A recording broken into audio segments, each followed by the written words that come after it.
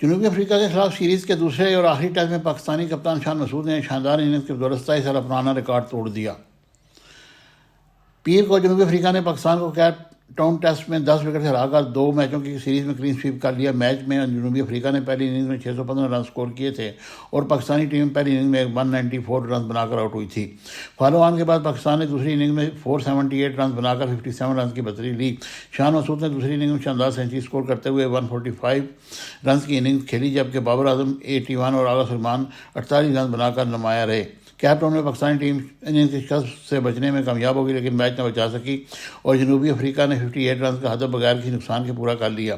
Shan Masood 145 runs کی innings نے جنوبی افریقہ سرزمین پر ٹیسٹ میچ میں کسی پاکستانی بیٹر کے سب سے زیادہ انفرادی سکور کا 27 سالہ پرانا ریکارڈ توڑ دیا۔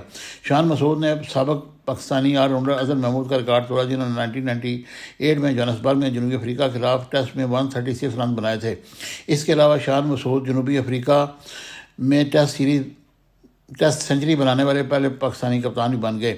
اس سے قبل سلیم ملک نے جنوری 1995 میں 99 رنز کی اننگز کے ساتھ جنوبی افریقہ کی سرزمین پر کسی پاکستانی کپتان کے سب سے زیادہ سکور کا ریکارڈ قائم کیا تھا۔ Subscribe my channel Business Times News for latest political, national, international news. Don't forget to subscribe Business Times News.